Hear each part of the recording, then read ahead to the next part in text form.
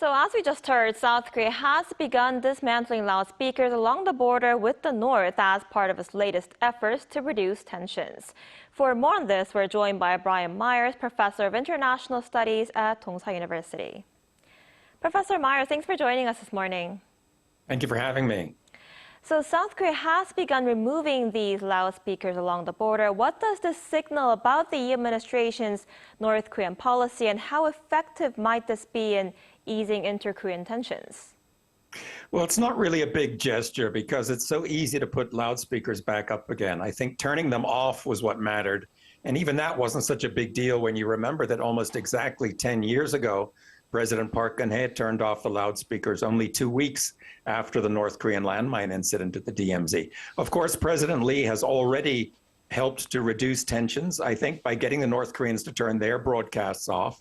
And let's not underestimate the importance of that. I mean, it's dangerous when two armies are on edge all the time because noise is keeping them awake at night and nobody can think straight. But removing the loudspeakers is not going to reap any further big benefits in inter-Korean relations, I think. I see. And the Korean government is also considering postponing parts of its annual joint military exercise with the United States. But North Korea continues to say the trainings are military provocations. Do you think that this kind of gesture from South Korea could possibly produce meaningful results? I'm skeptical there. You know, exercises were canceled and downsized so often during the Moon years that the Kim regime is just not very impressed by that sort of thing anymore. He's probably thinking, hey, I have a much more formidable nuclear arsenal now. I'm closer to Russia now. I'm in a much stronger negotiating position than I used to be. So if you guys want to get my attention, you're going to have to move well beyond the sort of things that Moon Jae-in was offering us, 7 years ago? Right, you just talked about nuclear arsenal. Last week, Kim Yo-jong, the influential sister of the North Korean leader Kim Jong-un, said Pyongyang has no interest in talking to South Korea, and she said the new government is no different from the previous Yoon administration. What might be the North's intention behind this message? Well, I'm not sure she's wrong. You know, as we saw in the trade talks a few days ago, South Korea is not willing to really push back against Donald Trump. So naturally, Pyongyang is going to infer that if President Lee will not risk angering America over trade issues, he's certainly not going to play a bold middle power type leader role in inter-Korean issues either. He's not going to be in the driver's seat.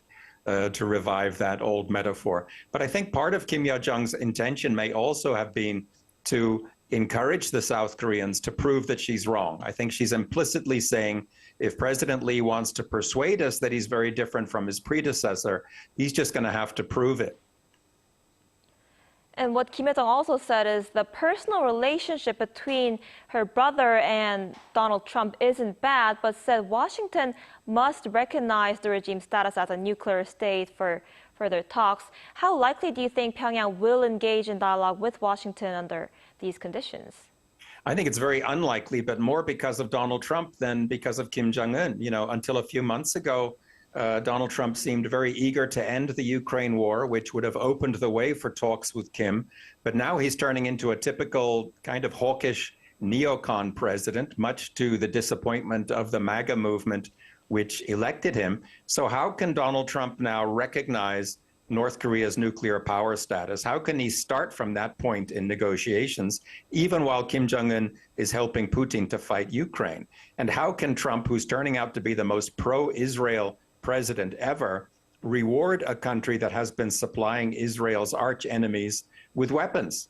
How can he bomb Iran for maybe trying to make one nuclear bomb and then turn around and reward North Korea for having made 50 of them? I think that's the bigger problem here than how North Korea feels. I see a lot of things to consider there. We'll have to see how that goes. All right, Professor Myers, thank you so much for your insight today. We appreciate it. Thank you.